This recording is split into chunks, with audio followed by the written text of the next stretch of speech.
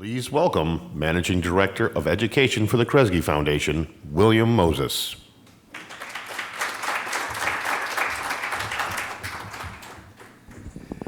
First, I want to thank all of you for joining us today in the pre-conference here at Mackinac, but I especially want to thank the Detroit Regional Chamber, especially Greg Handel and Melanie Devlin, for all the hard work they've done to putting together this session and this time, and the work they do every day to promote talent in Metro Detroit.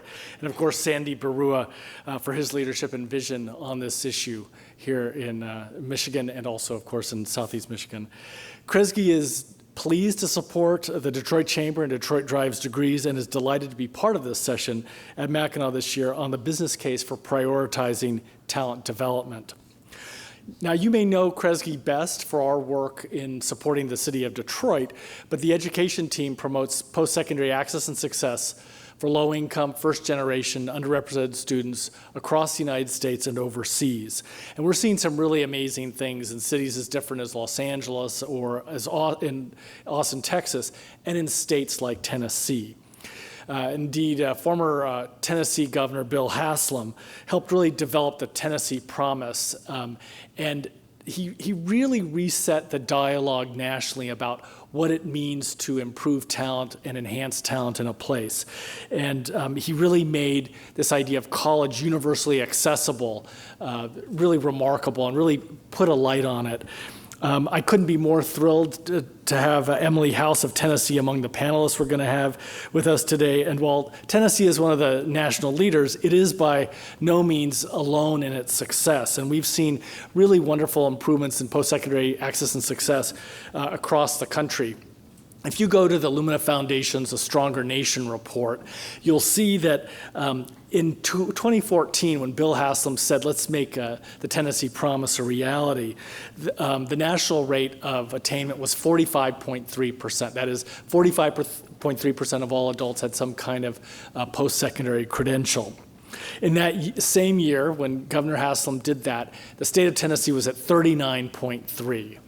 Michigan was at 43.3, so we were 4 percentage points higher. Now, the good news is that as of 2017, we're all up. So the national rate is now 47.6, so we're almost at 48%, and both Michigan and Tennessee have seen increases. But this is really interesting. We are now at 45%, have some kind of post-secondary credential here in Michigan. And that's up 1.7 percentage points. And we've seen not only some great work by the Chamber and also by others, the state has invested in college access through the Michigan College Access Network. So we've seen some great things, but this is the kicker. Tennessee in that same period, using the Tennessee Promise and some newer vehicles designed to help older adults come back to college, has seen their attainment rate go to 42.7%. They went up 3.4 percentage points in the same period that we went up 1.7. They're twice the clip that we are. And so what I want to find out from Emily is how they do that and how we can do that too, because it really is quite remarkable. And you know, this idea that the competition for a better, stronger workforce is getting tougher every year. We had a very good lesson last year from Amazon that said that Detroit was actually a pretty competitive city for a second headquarters, but what we lacked were two things: the talent that they needed to do the work and a good public transit system. And it's not just about attracting new business or retaining new business, it's also about weathering those tough economic times. I don't need to tell anybody in this room how tough we had it during the last recession. The places, though, that had higher college attainment rates and more diversified economies did much better in that recession than we did. And so these are the kind of things we need to do by focusing on this kind of talent development of our own people so that we're ready for the next recession and we're ready to attract the kind of business and retain the kind of business we want. So we're very excited by the leadership that the Chamber has taken in this area.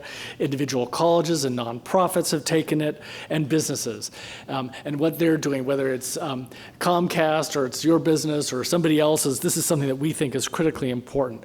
Post-secondary credentials are what business says it wants in its employees today. It's also what families and students want, so they can all prosper in the 21st century. And this is a solvable challenge. Tennessee has shown us that you can start to change policies and you can have real, demonstrable, positive results in just a couple of years. So I want to thank all of you for joining us, and I look forward to some great discussions. Thank you. Please welcome Vice President of Education and Talent at the Detroit Regional Chamber, Greg Handel, and Chairman of Butzel Long, Richard Rassel.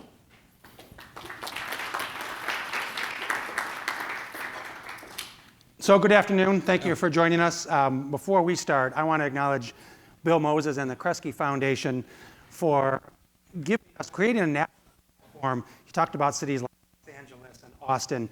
Those are places that we've learned from. So some of the things that we're going to talk about today are things that we've imported from those other regions, from those other places, based on the national network that Kresge has helped establish. So I am Greg Handel. I am the Vice President for Education and Talent for the Detroit Regional Chamber, here with my colleague Dick Rassel, who is our co-chair for Detroit Drives Degrees. So the Chamber is the anchor institution for Detroit Drives Degrees. Detroit Drives Degrees is a multi-sector partnership that includes leaders from business, K-12 education, higher education, business, philanthropy, and the broader community, all with the goal of increasing education attainment across Southeast Michigan, with a special focus on racial and income disparities in educational attainment. So we want to share a little bit of data that will set up a conversation we're going to have a little while, with some background data on our talent and skills gaps and education attainment figures as they stand right now in Southeast Michigan. So Dick? So Bill has really set the stage, as Greg has, but what is the talent gap that we are facing here in our region? And why are we at it? Maybe historically, looking back, it was very easy 25, 30 years ago to earn an above-average income nationally without a degree. And so there was very little emphasis historically in Michigan in post-secondary and attainment. Those days have come and gone. That ship has sailed, and it has left us far behind in our efforts to really further upscale our homegrown talent in Michigan. And that is the challenge that we're facing. So we've been at it under the rubric of Detroit Drives Degrees for several years, and we are working on moving the needle forward. And incrementally, we've had some victories, as Bill has indicated, but we have much to do. So here's the challenge. Business tells us their number one problem is lack of talent. This number really shocked me. 351,000 live job postings in Michigan last month. That's roughly 3.5% of our population, 351,000 open jobs.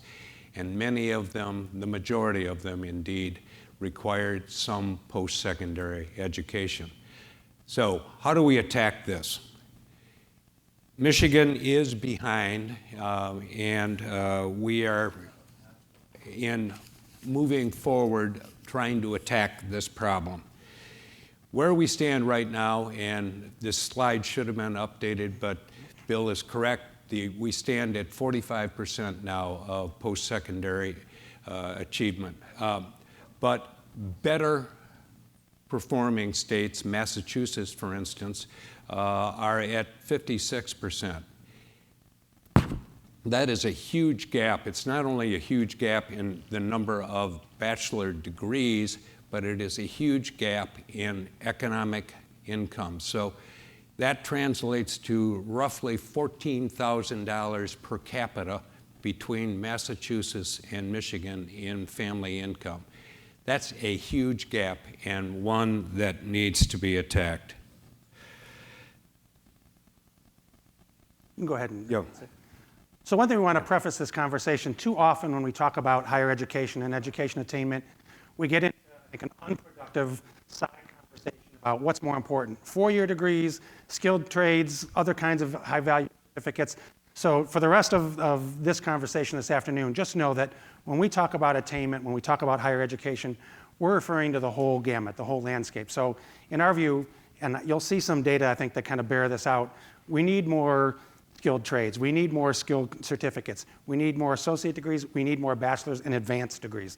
So just understand, we're about this being an and conversation rather than an or conversation.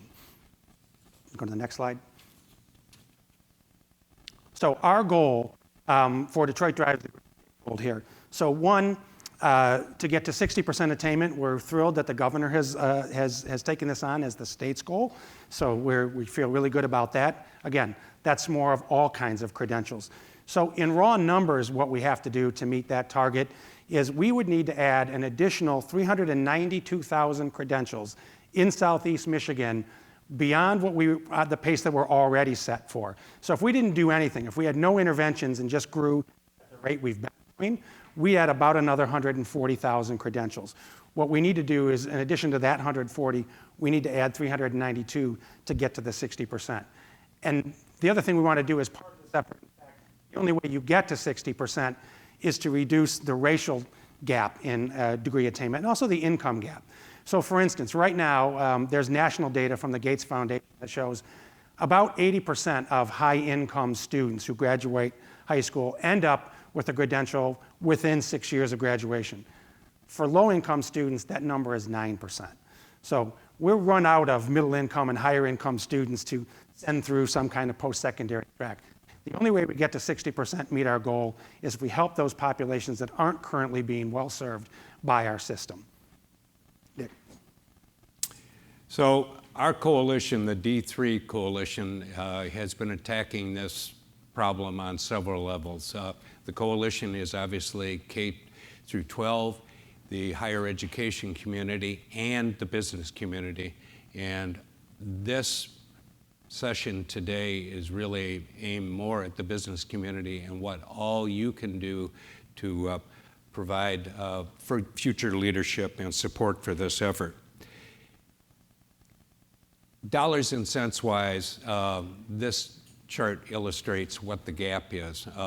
This is the 15 cities in the United States, the 15 metros with the highest educational attainment on one side of this chart, and also the income that derives from that. Also on this chart are Detroit and Grand Rapids, and as you can see, we're on the chart but barely in the game. These are big barriers to economic prosperity. And as I've already alluded to, every change of 1% in bachelor degree attainment in a region is about $1,200 per capita. So just translate that to statewide income, to tax base, to everything else that you can imagine. It would be a huge impetus, but we need to catch up, and we need to change the attitude in the state about post-secondary attainment. So improving, we are working with two cohorts. Now, when we talk about post-secondary educational attainment, it's very easy to think that we're just talking about high school students. That's not the case. In fact, the biggest opportunity in the state of Michigan is those who are in the adult world who have some college but no degree, some classwork, some credits but no degree. We will not reach our 60% goal if we do not very much and very deeply tap into that large pool of talent. And it makes sense for the business world to try to tap into that talent. So we are working with two cohorts here, and we have separate tracks for each, but there are elements that are similar to both. Number one, access to post-secondary education. For the high school students, it's everything from FAFSA, counseling, and so on. For the those already enter the business world who have some degree, it may be your HR department, and pointing out that, in fact, your organization actually does support post-secondary education, both in time, maybe in financially, or it may be in flexible scheduling, but both of those are critical. Then, once we have the students into the programs, we are working on ways to provide better counseling, to provide better cohorts to work with, and so on, so that we improve the success rates, because our persistence rates are not as good as we will hear, for instance, as they are in Tennessee. So those two pillars are there. we graduate them. We are still losing too many of the students that we graduate in Michigan. And the key to retaining them, frankly, is providing those jobs that provide family-level educational support and financial support, that there really is a living situation in Michigan. We're doing a better job on that one, but that one is key to retaining talent. Greg? Sure. So the next slide. So this slide really shows that educational access is not the end of the game here. So the good news is the class of 2010 for all of Metro Detroit. This is not a city of Detroit slide. This is a regional slide. So the good news is 83% graduate some kind of secondary education. But as you can see there, 40% had completed a degree within 6 years. And clearly you see the biggest group are folks who didn't complete, and only 1% ended up with a certificate. So if you go back to the slide that Dick showed where the relationship between per capita income and bachelor degree attainment, in case that there's too many bachelor's degrees, right? Their per capita income goes up as the more bachelor's degrees they have. It's pretty hard to make a case that we have too many people in skilled trades and certificates. So we can't reach economic prosperity until we address that big orange bubble right there on the far side of the pie chart. So next slide. So what can we do to drive change, to shrink that pie where we have students that are dropping out? Well, one of the things that we're doing is looking, again, around the rest of the country. Cleveland, Chicago, some other regions, Los Angeles have developed educational compacts where they develop a strategic roadmap with their partners who all make specific commitments to improve outcomes in various areas. So, and then each year. So the next slide. So we have partners who are working on plans right now, and they've made specific commitments, and we have examples blown up in the back of the room. You can see them on the easels there. But we have partners that are making specific commitments to make changes in these metrics to improve post-secondary access by improving SAT scores, helping more students access financial aid through FAFSA, monitoring the number of students who come into higher education and complete 24 credits within 1 year, and monitoring at the end of the game, as Dick said, how many of our graduates stay in our region. Right now, we know that 36% of the graduates of our public universities leave the state within 12 months. So what can we do collectively to improve that? So, reverting to the people that are already in the workforce who have some degrees, here is the stark statistic on Michigan. There are 1.4 million adults in Michigan who have some college but no degree. They have student debt but nothing to show for it. Upscaling and upskilling this cohort is perhaps the biggest opportunity that we have out of the norm to do that, to really reach our goal and to provide the business community with the workers that they need and they are advertising for and can't find. So the opportunity actually lies within our own organizations, and what are we going to do? Stop complaining about the lack of educated people and actually get to be part of the solution rather than part of the problem and just asking about it. So this is the opportunity, and 49% of that 1.4 million cohort live in Southeast Michigan. So there is a big talent pool out there waiting for us to get behind the game. Why do we come to the business community? Well, number one, you know these people already, and it's easier to upskill somebody in your organization and retain them to go out and get new talent. That's number one. But secondly, and this statistic also surprised me, but the Lumina Foundation has come up with a statistical basis that 63% of the post-secondary spending and support is actually provided by the business community. And that is a number that is really kind of sticks in my head. The other piece of that is that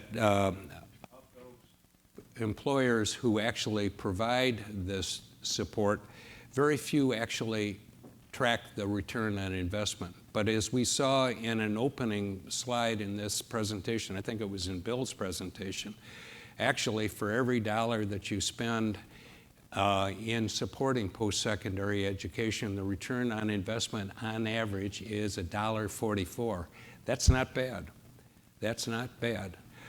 So the opportunity is there for the business community to be a part of the solution by providing funding to support some additional schooling, and also, if that's impossible, to provide the flexible scheduling to permit people to actually make classes as they are offered. So big opportunities for all of us in this room to be a part of this. And we really want you to be part of it and to become members of the Detroit Compact as it goes forward.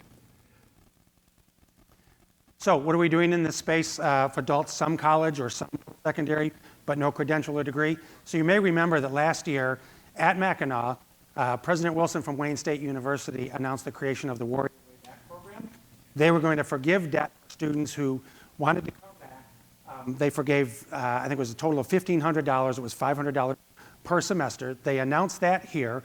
Over the summer, they had a couple of information sessions. They had hundreds of people come back and learn more about that program. Over the last year, they've had over 100 people enroll in that program. So that was last spring we announced it. Wayne State put it into action in the fall, but it was a catalyst for now a regional effort. So we were able to announce just last month the creation of the first regional higher education debt forgiveness collaborative that now includes Oakland University, Wayne State University, Wayne County Community College District, and Henry Ford College. So that's the higher ed pillar of this some college, no degree. The next piece of this, if you want to go to the next slide, is pursuing public policies that support going after this group. Doug Ross is going to talk a little bit about that when he comes up next. And then lastly, it's this education piece that business can support, and that'll be the subject really of our panel discussion that we're going to get into. But there are ways the business community can support this. Come and talk to us after the session, and we'll talk about our compact and what business can do to help us reach this goal.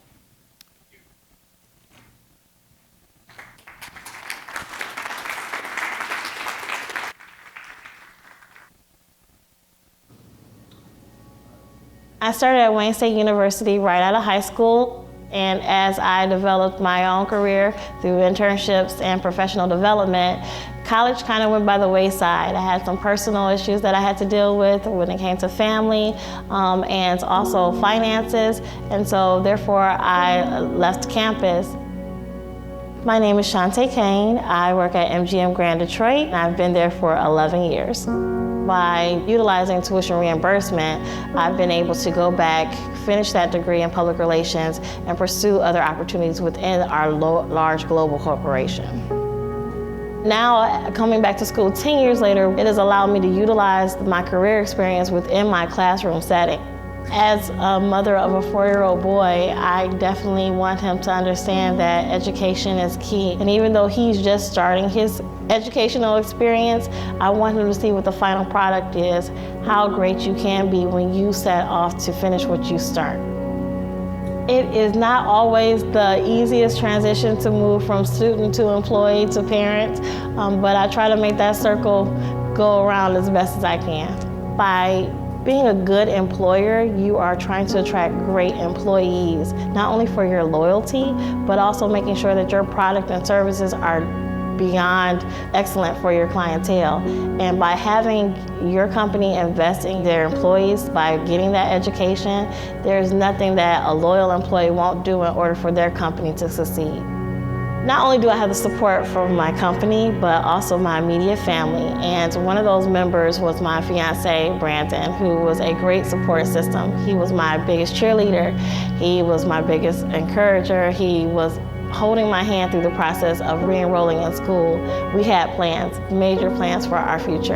And unfortunately, last year he passed away. And I wanted to keep that promise to him, to make sure that I finished what we started, what we wanted to do, complete our plans, which is furthering both of our education. And with his memory and my 4-year-old son by my side, I know that I can be successful in doing so and going further within the company with their support and reaching a new position.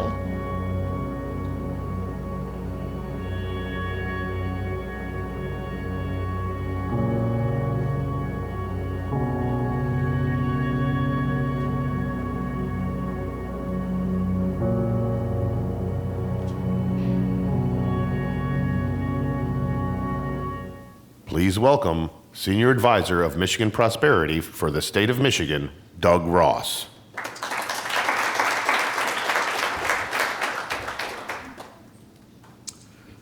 Well, thank you. I'm delighted to have a chance to represent the governor's agenda here, and first want to thank the Chamber, which has been the real leader in this whole area of talent, and west side of the state, Talent 2025, done a lot of similar things that really have paved the way for this administration's efforts. As you know, the governor has selected 2 top priorities at this point. One, which you've heard a lot about and will continue to hear about, is fix the damn roads. The other one is this, the skills gap. So, I think I get to move them.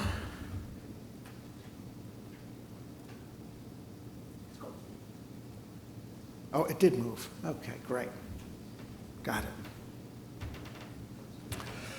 The governor believes that the times have confronted her, the state, the administration, with 3 things that must get done if Michigan is indeed to be more prosperous and offer better opportunities for all its people.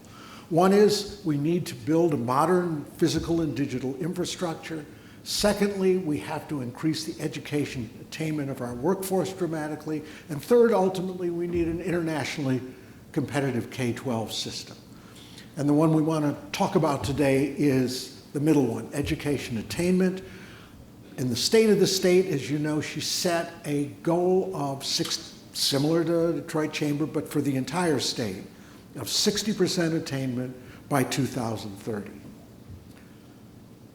Now, the reason for that is the belief that Michiganians are under-consuming learning required for prosperity. We simply aren't consuming enough skill. You saw this chart a minute ago for cities. This is the chart for states. It looks remarkably similar. It's a straight line, unless you have oil or gas deposits, between the percentage of your populace with college degrees and per capita income. And Michigan is down something like 32nd, with roughly the same standing in terms of per capita income. The second reason is the skill gap that was talked about. It's estimated that by the middle of the decade, we will have more than 500,000 jobs requiring skills that we're going to need people to fill if businesses are going to be able to expand here and if we're in fact going to be able to grow. Remember the number, more than 500,000. We'll get back to where we find them. Now, what's the math? All right, right now there are 5 million people in Michigan between 25 and 64. 1.6 million of them have bachelor's degrees, 500,000 have associate's degrees, 200,000, we think, some kind of certificates. 2.3 million, that's where the 45% comes from, because scale is important in all of this. 2030, because we're not projected to grow, in fact, our workforce is projected, unless we can change things, to contract some.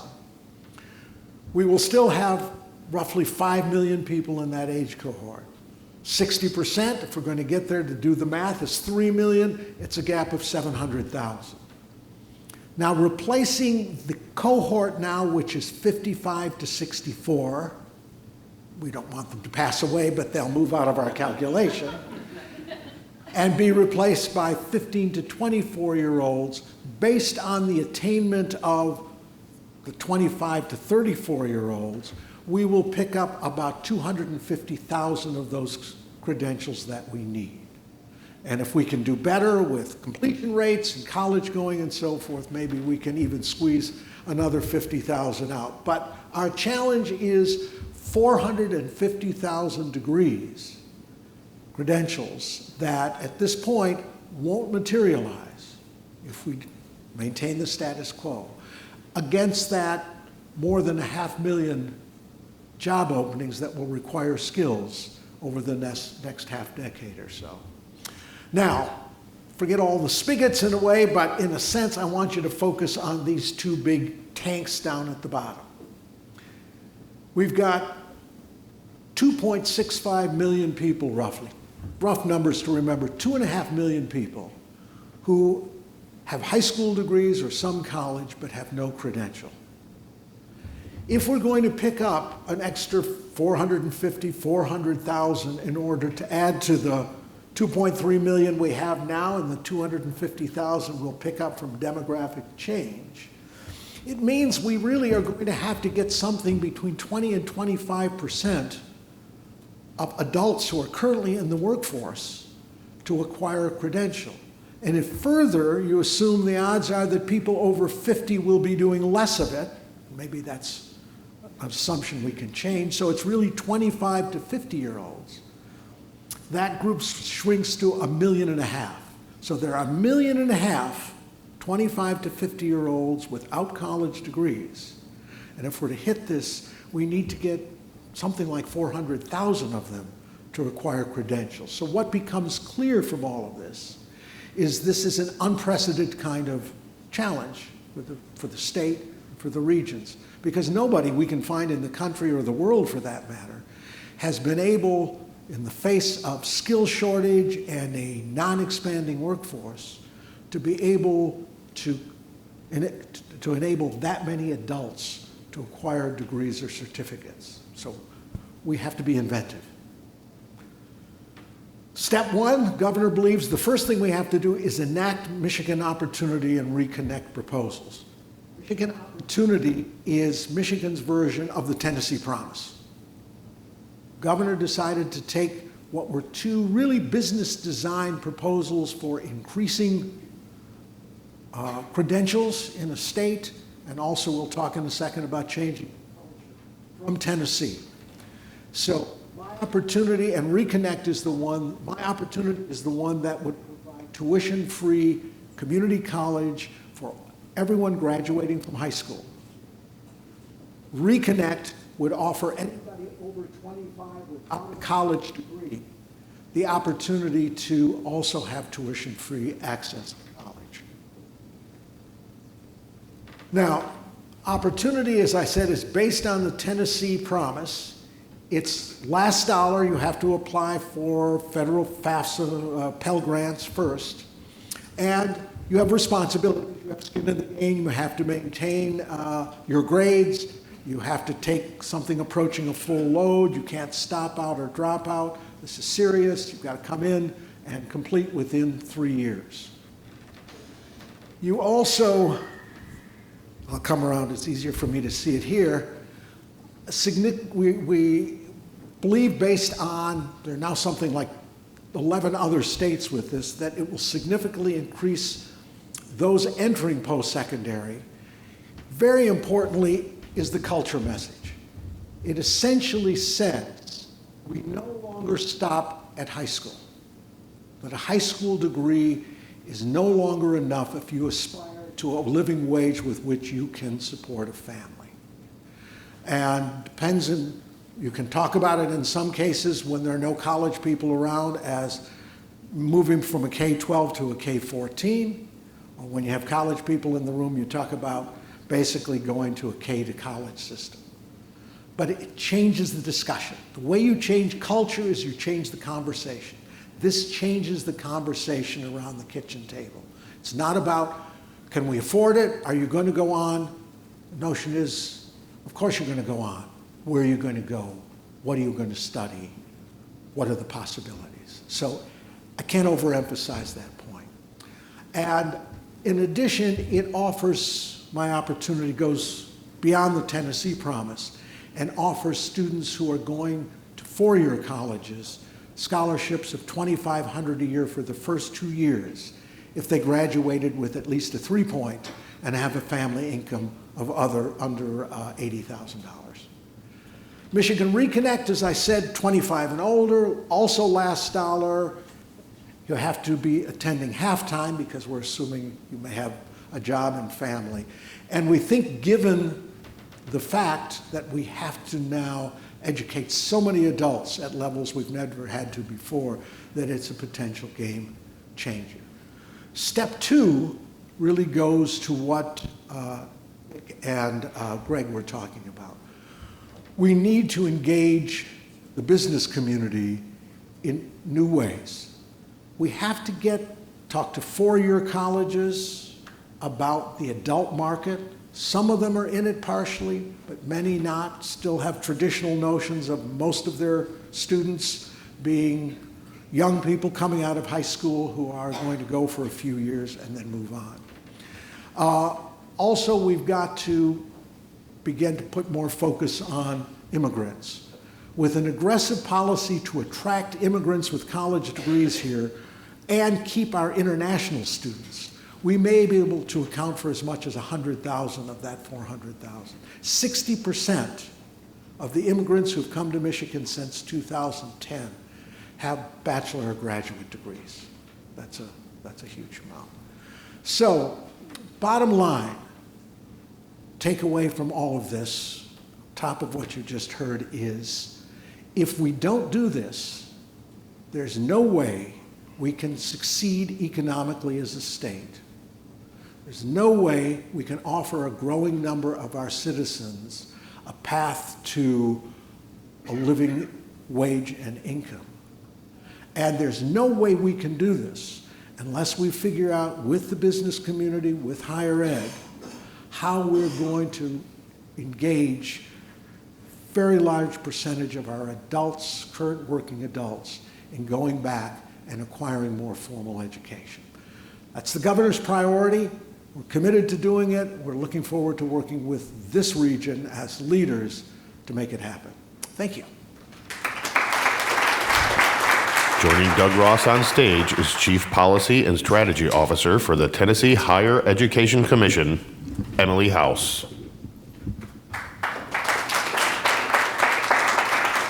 Vice President of Training and Development for Discover Financial Services, John Kaplan.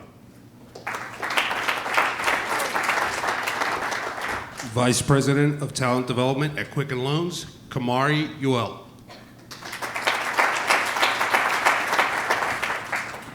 And to moderate the discussion, host of Detroit. And Ingrid Jocks.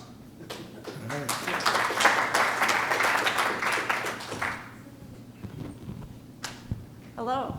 Greetings to all of you, and hopefully those of you who are hoping to see Steve Henderson aren't too disappointed that I'm here. But this is a subject that's very important to me. So we have some real experts on the matter here. So Emily, I wanted to start with you since the last few years in Michigan, it seems like Tennessee keeps coming up over and over when it comes to both K-12 reform and higher ed. And I know you're very involved in the latter. And I was hoping you could just open up with some background to the programs in Tennessee that Michigan is striving to model after.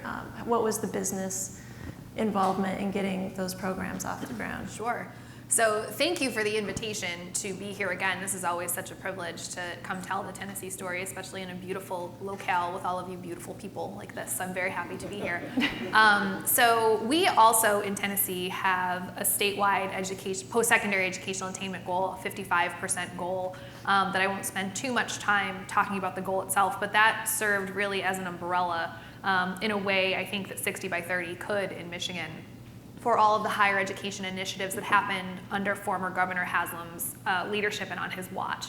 So I'll speak very briefly about both of these programs, and I'm happy to talk to anybody offline who would find any additional information helpful. But something that's important to note about the Tennessee Promise, which is comparable to the Michigan Opportunity Grant, is that it was a local program before it was a statewide program. So that program expanded from 1 county to 27 to all of Tennessee's 95 counties in 2014. The first class that was treated by that program at the state level was the high school class of 2015. So we are 4 years in to the program for students of traditional age, which I know is a term that has fallen out of favor, so I will stop using it. Students right out of high school. And in 2017, legislation was signed to enact the Reconnect program, the Tennessee Reconnect program, which is for students who are effectively 25 and older, but technically it's those who file as independents on the FAFSA. They are required to enroll half-time, but other than that, it's very similar to the model of Tennessee Promise, just targeted a little bit more for adults. That program launched in fall of 18 in response to, I won't spend time going through the math, but very similar to what Doug just presented about Michigan. That is the case in Tennessee as well, that we have a substantial population of adults with some college, no degree, and mathematically we cannot get to 55% thinking only about those students in high school. So when we think about the public good of higher education in Tennessee, it was very imperative to get the state where they needed to be to engage with adults, to say nothing of the private good of the life-changingness of higher ed that we just saw in these vignettes on video. Okay. Just as a quick follow-up, could you tell us a little bit about some of the successes that you've seen specifically through these two programs? Sure. And maybe some of the challenges that have arisen? Oh, absolutely. And you did ask about the involvement of the business community, Yes. and I will say just very briefly that higher education is often very good at calling meetings of other higher education people. And I think for perhaps the first, that is a Mike Krause line that I stole because he is not here. So if anybody knows Mike, that is his line. So I think for the first time, maybe ever, at the launch of these programs, we were very intentional, Governor Haslam's staff, the THEC staff, in engaging with employers in a very direct way. What do you need? What are you seeing? How can higher ed be a partner to meet the needs of the staff that you're hoping to build? So in terms of the early successes of these programs, the successes of Reconnect are much more early than those of Promise. But related to Promise, the FAFSA filing rate has gone up in the state as students are required to file the FAFSA to be Promise eligible. We have over 80% of high school seniors filing the FAFSA. In Tennessee, we are neck and neck with Louisiana for being #1 in the country for FAFSA filing. I'll just go ahead and say we're #1 with all respect to anybody who might be here from Louisiana. Thank you, sir. So we have seen huge increases in FAFSA filing. The first year in which Promise was implemented, we saw a 6 percentage point jump in the college going rate. So about 57% of seniors were enrolling seamlessly into college. That number jumped to about 63% from 2014 to 2015. So that was really reflective of the shock to the system that was Promise. Promise students persist at higher rates than their peers. They have graduated at higher rates than their non-Promise peers. With our community colleges in Tennessee, we have issues that are very common nationwide with regard to community college infrastructure and the population who enrolls and the services provided to them. So by no means is this a miracle cure for anything related to the community college environment, but it has been a wonderful success. And then very quickly about Reconnect, I'm happy to tell this story over at the stables later tonight, but the short story is that we anticipated about 8,000 to 10,000 adults would take advantage of Reconnect. The economy in Tennessee is very strong, unemployment is very low. So when we wrote up the proposal, I take responsibility, or credit, in this case responsibility, for the fiscal note that was presented to legislators that was way off, because we thought about 8,000 to 10,000 adults would take part. 35,000 adults signed up for Reconnect, and about 15,000 of them enrolled. 75% of them persisted term to term, fall to spring this past year. So the take up and the interest has just been beyond our wildest dreams, which is a success in and of itself. Yeah, thank you. So speaking of business involvement, John, I wanted to turn to you. If you could talk a little bit about what Discover has done. I understand it's a pretty robust program for educational benefit for your employees. So if you could just lay out briefly what those are and how it's going. Sure. So in Truth in Advertising, Discover does not have operations in Michigan. We employ no one, so far as I know, in Michigan. I think what I'm here to do is talk about how a company can use education assistance to increase degree attainment, and we're just 2 states over in Illinois. So Discover. We really our business really revolves around having great customer service and having great talent And I think it's also basically a brand business. I'm sorry, is this working? This is kind of going in and out, eh? Do you want to give me, should we try the microphone? Or? All right, we'll struggle along with it and see if this works. I think if it depends on how I move. I'm going to stay very, very still while I talk. Mine works. So, you can't move. Fine. Okay, we'll put this down here, and I'll just stay very still. So, our goals are really around talent acquisition and retention, and skill development, and building brand. And so, when we looked at how could we do those things, we had this tuition assistance program that we've had at the company for as long as anyone can remember. And I actually had an opportunity to meet the people from the Lumina Foundation. You'll see there was, in both of those videos, there was a stat quoted at the end around the ROI of tuition reimbursement programs. That actually came from Discover. And I managed to get the Lumina Foundation people to come into Discover and to do a top-to-bottom ROI analysis on our tuition reimbursement program. And what they found out is, using very, very conservative benchmarks, that every dollar that we invested in tuition reimbursement returned that dollar plus another $1.44 in profit. And the profit really had to do with talent retention, so we had lower attrition, we had lower absenteeism, we had people promoted into higher skilled jobs faster, and we had people transitioned into higher skilled jobs faster. And it didn't actually look at the performance of the employees. Could you get anything more out of them? It just looked at just very basic, very conservative factors. And what we did is we took that to our executive committee, our CEO and our chief financial officer, et cetera. And we said, look, this shows that this is a program that warrants more investment. And I think if we're smart about our tuition reimbursement program, we can use it to actually drive increased talent acquisition. So who wants to come to Discover and earn a bachelor's degree?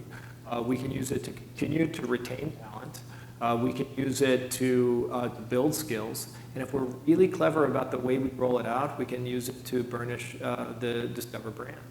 And all those things have happened. I mean, we've our program now, we have 500 people that are enrolled getting college degrees. We offer now, the Discover College Commitment is we pay 100% of tuition, required fee, books, supplies, and we even provide a tax gross up if people have a tax liability at the end of the year. So we have 500 people enrolled in the program. You can qualify for the program on day one of employment. And it's really what we see is we're acquiring better talent, we're retaining people, we're building skills, and we've gotten a nice little bounce in our brand because the program was so well reported in national media. So it sounds like it's working well. Is there any kind of commitment required from employees that take advantage of the program to stay with the company for a certain amount of time? Yeah, it's a good question. So actually, I've been advocating at Discover that we get rid of we have a clawback agreement. If you leave the company, you have to pay back everything that we paid, that we spent on your behalf over the previous 24 months. And I think for 3 or 4 years, I've been saying we should get out of this business. We don't want to be in the business of collecting money from a 24-year-old who leaves Discover. And the brand of being able to say it's a no strings attached degree, I mean, I thought that warranted it. That alone, I mean, it'll help you acquire better talent. Interestingly enough, just the week before I think we launched, my CEO looked at me and said, "Why do we have this clawback agreement?" I said, that's a really good question. I've been telling everyone we should get rid of it. And he said, "You should get rid of it." And at the last minute, I blinked and I said, I thought to myself, I just didn't want the program to grow from 0 to 2,500 people and then crash as a lot of people left the company, and I thought that would compromise the overall program. So I think it's on the roadmap. It's something we're going to get rid of, and I think it actually is something that we can use to advertise more and get the best possible talent coming to Discover, because this is something we do for employees. Are applications up quite a bit? Or Yeah, interestingly enough, so Discover's, we run big call centers in the United States. We have about 7,500 call center employees. Call centers, on average, they probably have a 50% attrition rate. No one can remember a time in which Discover has had lower attrition in our call centers. And to a large extent, this is because we provide these kind of benefits. We're also getting a higher caliber candidate. Interestingly enough, we were trying to close a senior vice president of analytics right when this program rolled out. Obviously, this gentleman had plenty of degrees. He didn't need a bachelor's degree. But when the program rolled out and he read about it, he called up the 3 other companies that he was interviewing with, and he said, I'm not interested in coming. He called us and said, I'd like to come work for you, because if that's the way you treat your frontline employees, that's the kind of company I want to work for. So, Kamari, could you tell us a little bit about what Quicken is doing in Detroit specifically, and maybe beyond? I know narrow it. Yeah, I know there's a lot between the high school level. Quicken's gotten involved, and but also just in training its employees. So I know there's a lot going on. But could you just maybe hit some of the highlights of what your work is? Sure. So at Quicken, there's so much that we're doing. Yeah, I know. We do a lot of internships. When we speak about post-secondary and who we bring in, at last count of the last 6 years, we have brought in about 9,000 interns, and about 36% of those interns have converted. And when we look at the conversion of those interns, about 10% of our population right now come from internships, and 8% of our leaders, our frontline leaders, were at one point interns. And the reason that I bring that up is because the way that we look at development is not just what happens inside of a classroom, but we also understand the importance of what happens inside of a classroom. And so as an organization, it's how do we tap into the foundation that's been laid and build upon that. And so we provide tuition assistance for our team members from day one. So the very first day coming in, if you want to take advantage of either getting a certificate, a certification, a 2-year degree, or 4-year degree, you're able to do that. And we max out at the $5,250 for all of our team members. And what we're seeing is that team members want to take advantage of that. However, there's been a challenge of, you just talked about it earlier, of attending the brick and mortar. And so last year, we introduced a program where we partnered with online universities, and we saw about 17% of our team members that we opened this up to took advantage of that. And so some of those were MicroMasters certifications from colleges. And I think it is about how are we being innovative and identifying how are we as an organization going to decrease the skill gaps within our own organization. But also, we come from the mindset of we have the family of companies. And when we think about attracting talent and retaining that talent, we use the saying of one family, many careers. And so one of the things I think we do well is providing opportunity for our team members. You could start off in banking, but you could end up at StockX working in the stock market of things. And so it's how do we paint this picture and this vision for our team members who are coming in of this opportunity that exists in Detroit when other folks were saying there was no opportunity in Detroit. And so we're consistently seeing more and more team members internally take advantage of the opportunities, because what they're seeing is that there's a direct correlation of their ability to navigate through the organization by developing their skills. Is there one employee that's taken advantage of a program within the family of companies that stands out? So one employee that stands out to me, so we have a program that's internal. We've partnered with Grand Circus. If you're not familiar with Grand Circus, you can come see me afterwards. And it's a boot camp where team members who are not in technology learn C# as well as other coding and development skill sets. And this one particular team member actually received her accounting degree from Wayne State, came in as an intern, did that for a little bit of time working in our servicing department, and identified that there were some opportunities and she wanted to learn SQL. So she taught herself how to do this so that she could create code to make her job a little bit easier. And from that, she then determined that she wanted to do more than accounting. And so when we rolled out this Dev Build program, she signed up for this. And upon her signing up, it's a 16-week program. She went through the program, completed the program, and she is now working as a business analyst within our product strategy team that's leading up our lending transformation that we're doing internally.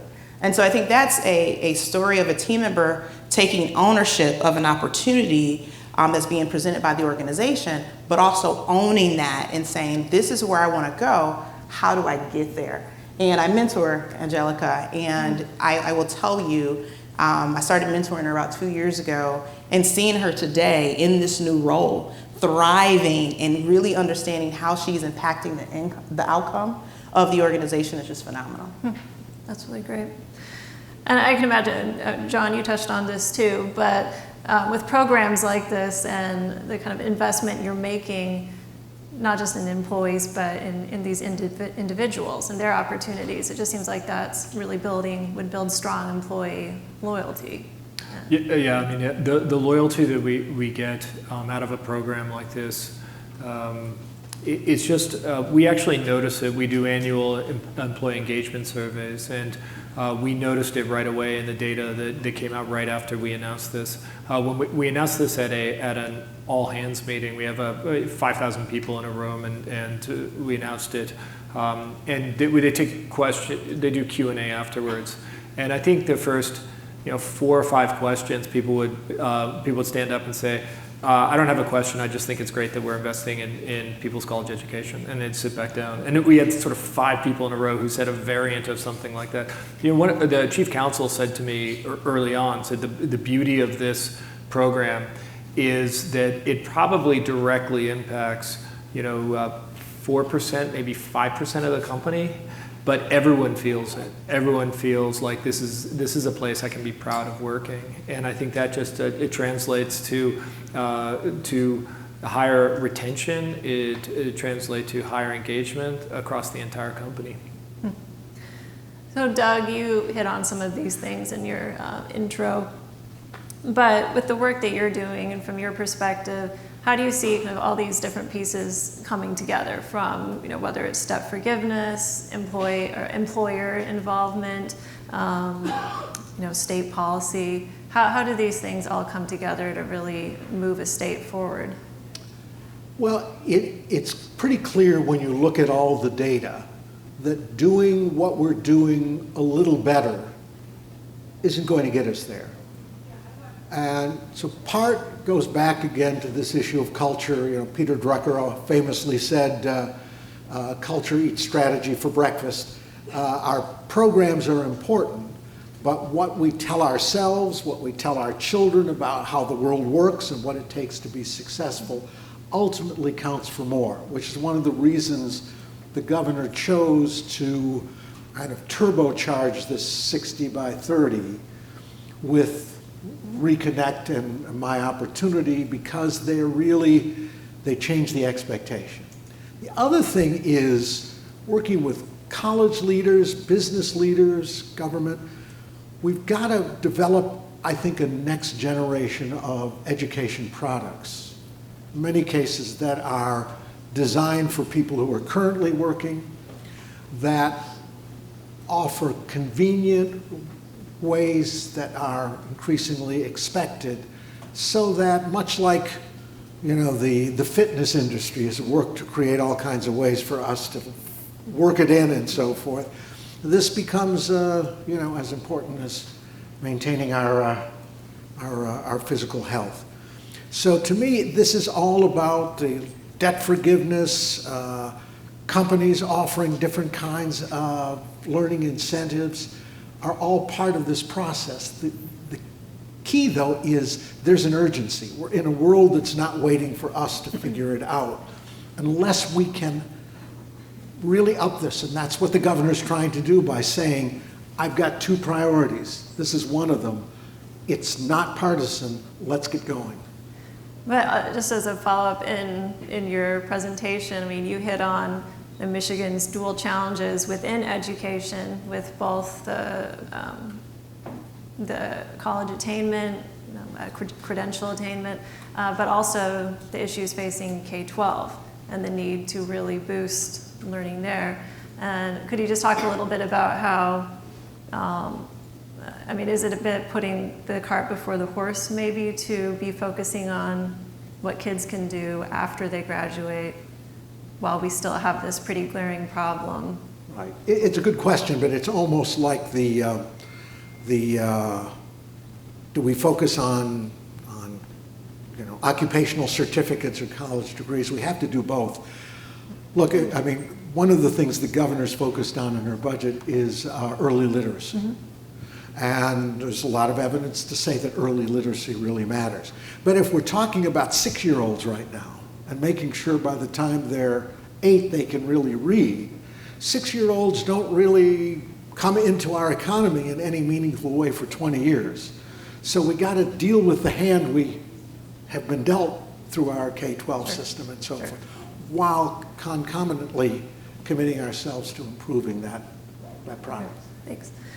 Emily, I want to come back to you. I know my understanding with what Tennessee is doing in higher ed, that Tennessee has a very robust grant program for both community college and four-year colleges. Could you touch a little bit on how that all plays together in Tennessee? Sure. So a few things to respond to from the other panelists as well. I actually was an intern at THEC 12 years ago, so I am all for the getting the interns bought in.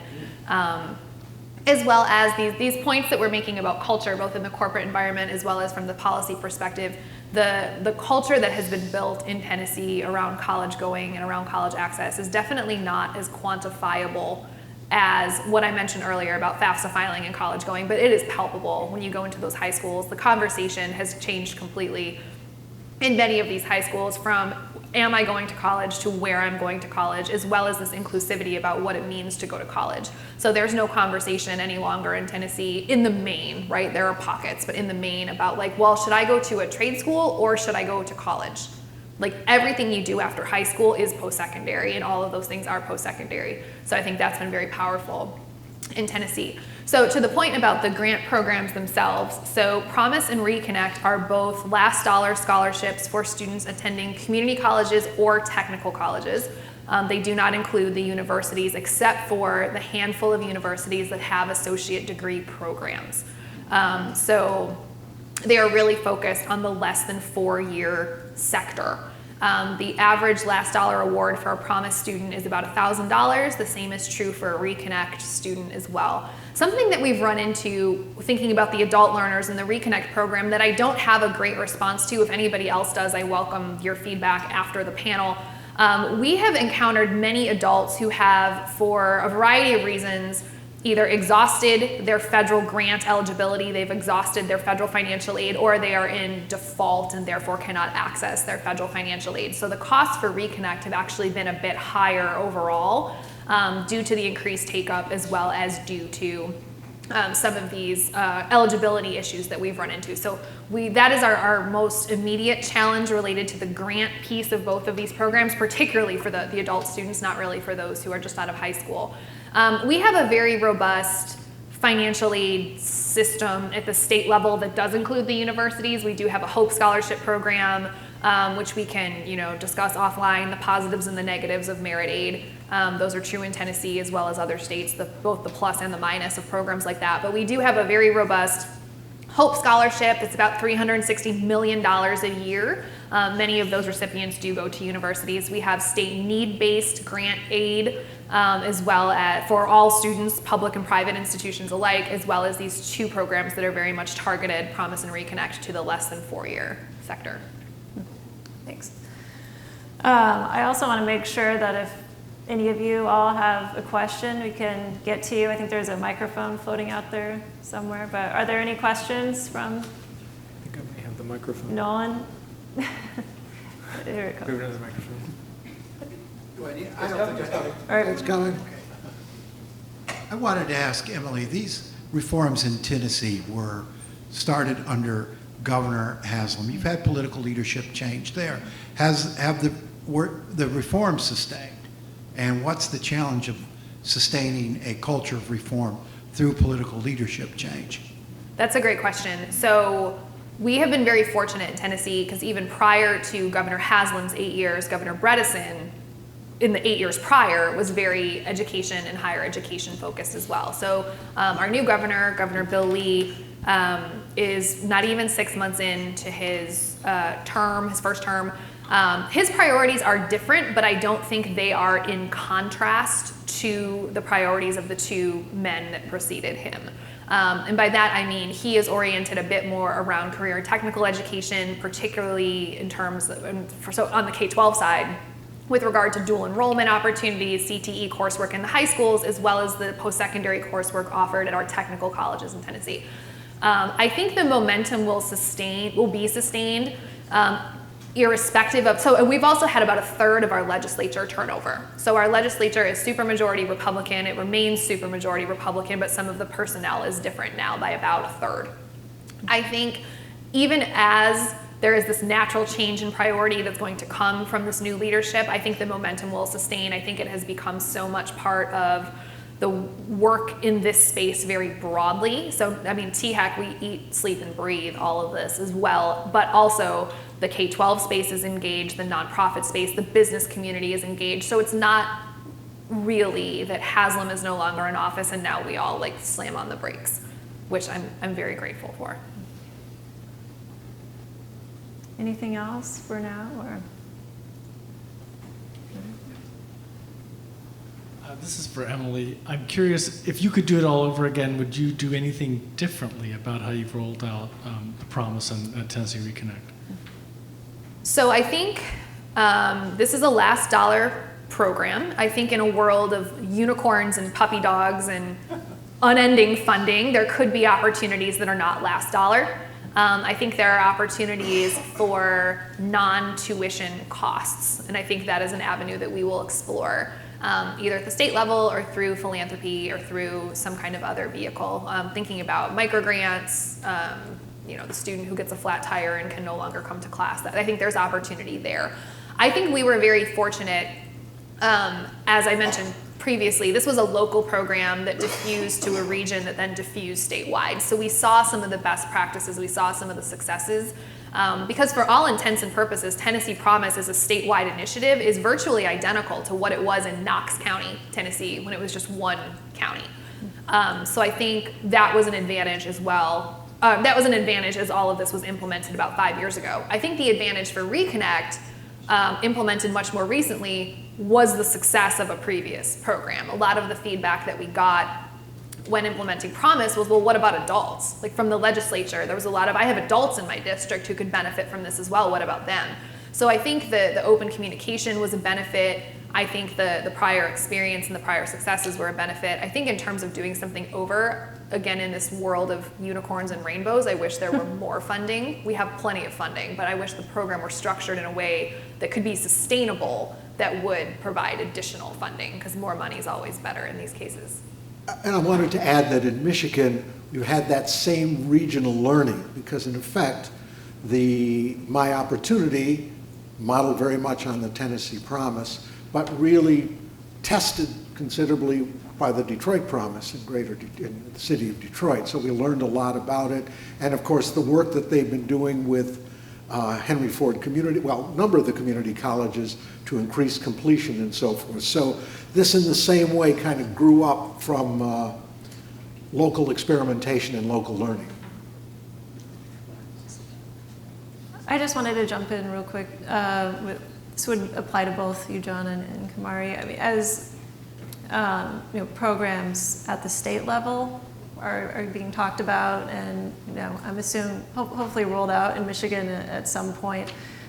Would you see that changing? Do you see that changing what your companies would be offering employees, or just in addition to the programs that you have in place to help employees with their education? So I would see it in addition to. Mm-hmm. I don't see it taking the place. I see greater partnership with the state so that we can assist the residents in the region. So I would think it would just enhance it.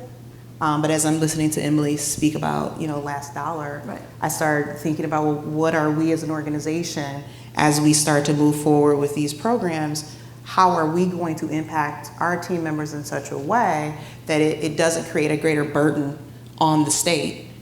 And it also creates an enhanced experience so that that team member can decrease their skill gaps and be able to move around the region in the way that they need to. Yeah, so I'll talk from the micro perspective at Discover, and then maybe from the macro perspective. From the micro perspective, I don't think that state or local policies would change at all what Discover is doing. I mean, the truth is that these programs have such a high return that just from a business perspective and from a business perspective alone, it makes so much sense to be doing this for your population. And so I got asked a lot of the question. We rolled this out in May of last year, so it was right after the Tax Act. And there are a lot of questions that I got, is this because of the tax rebate that companies have gotten with the new Tax Act? And the answer is no. We were going to do this regardless. The fact that our balance sheet is healthier because of the Tax Act has nothing to do with whether or not you invest in workers.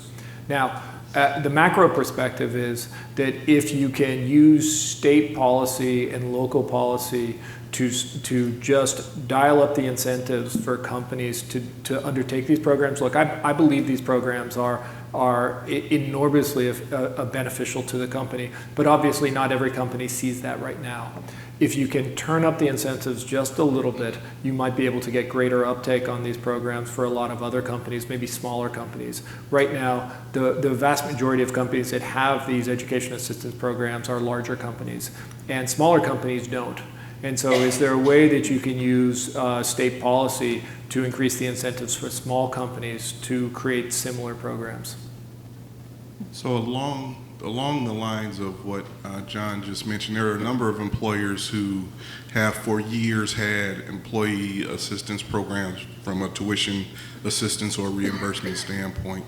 Is there any data around the number of employees that activate those programs today?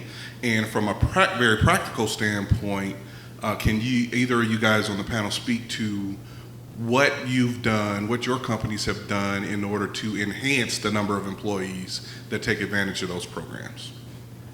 Yeah, so I'll talk a little bit about Discover. So what we did is we spent several years looking at the barriers. We had only 3% of our employees participating in our education assistance program. And when you have I think overall we had about 50% of our employees did not have a bachelor's degree.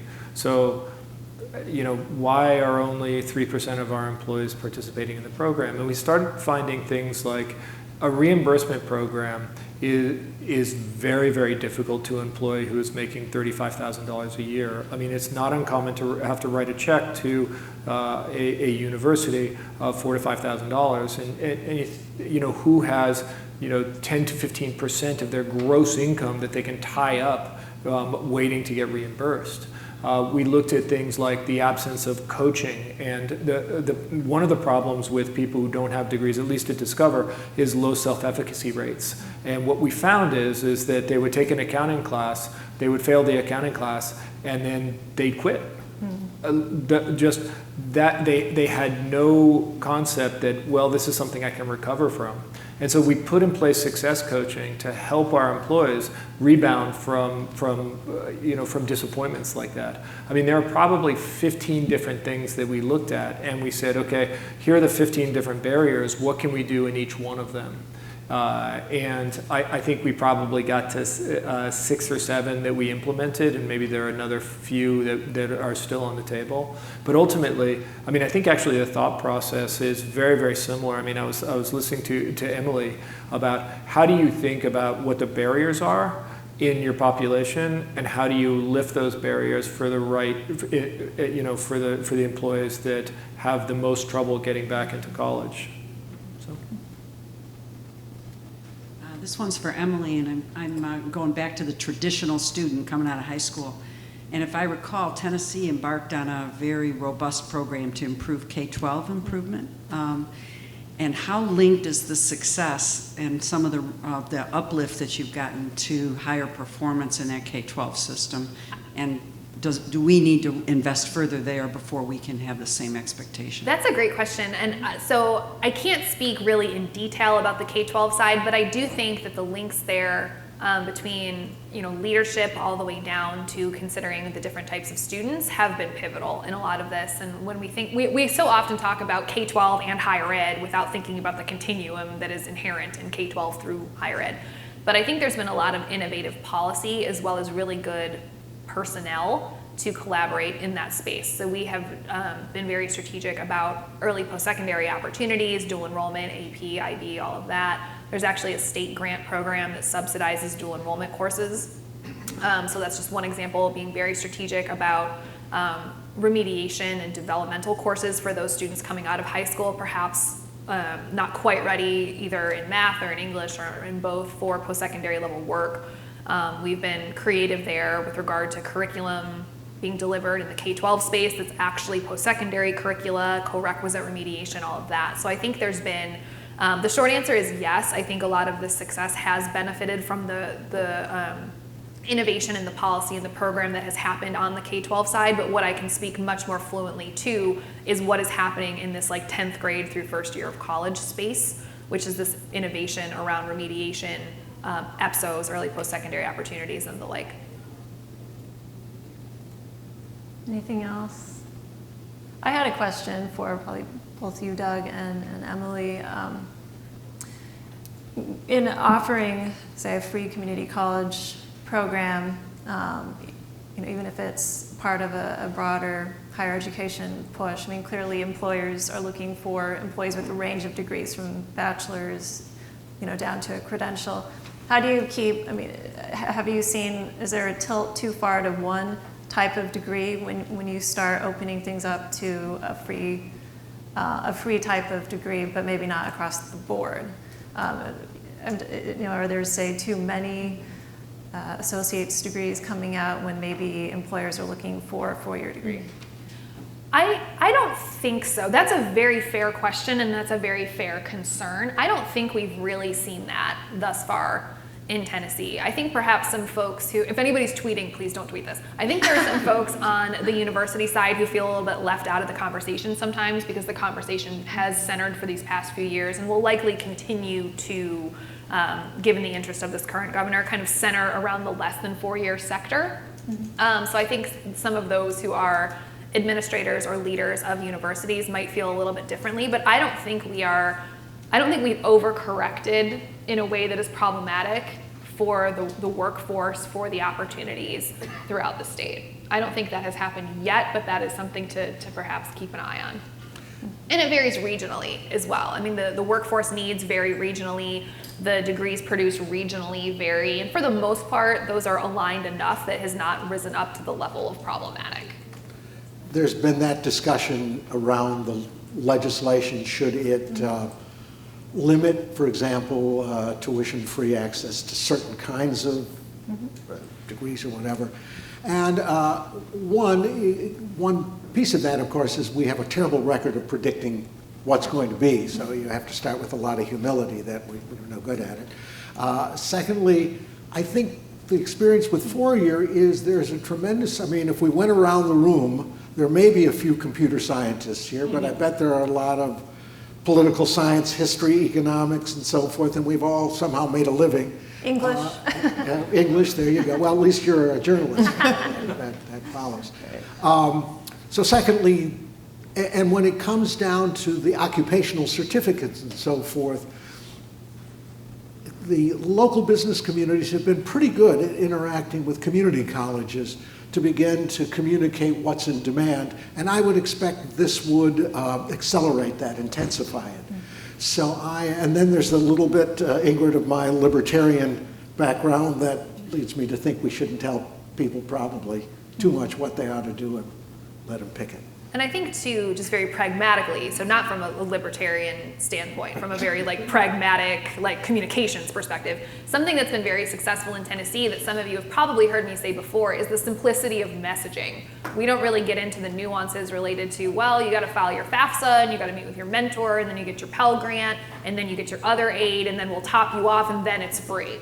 Right, so anybody who looks below the surface will get that information. But in terms of messaging, free college, you're going to college, it's free, ready, go.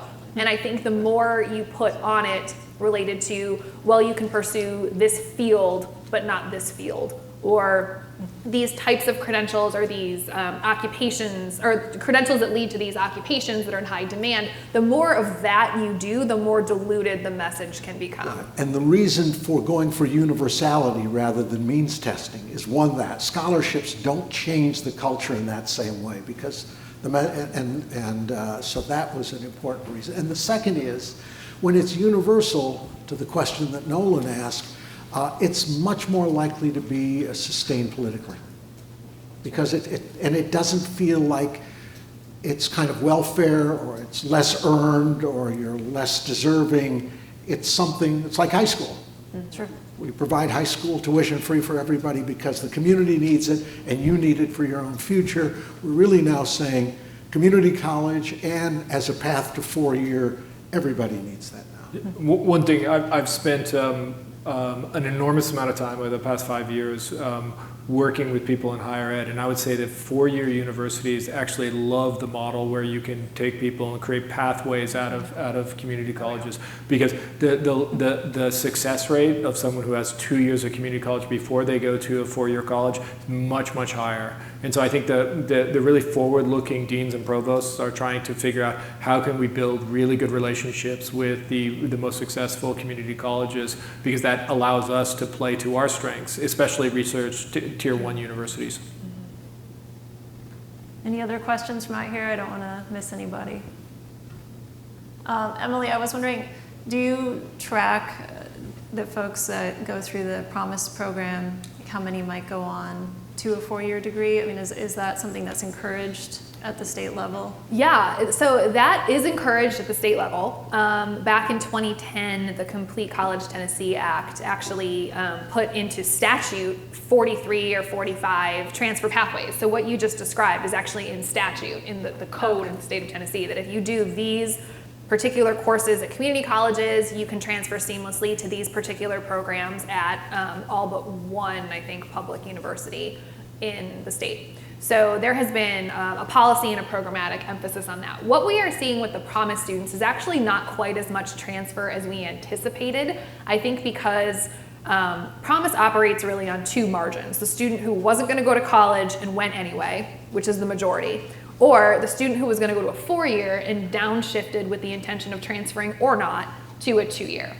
We saw so many more, just kind of statistically, predictively, of that, the former, that it's the ones who weren't going to go to school anyway who have now been incented to go. So transfer is absolutely encouraged, but it's not really like the forefront of conversations about Promise because of who we see taking up the program. Okay. Well, I think we're running out of time here, but thank you so much to our panelists. Thank you. Thank you for stepping in. Very good.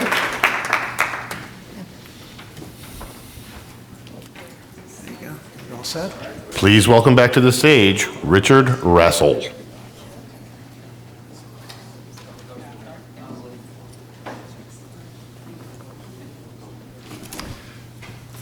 So very briefly, I want to thank everybody for coming out today, but I especially want to thank our panelists. I want to thank Bill Moses for making this session possible and so on.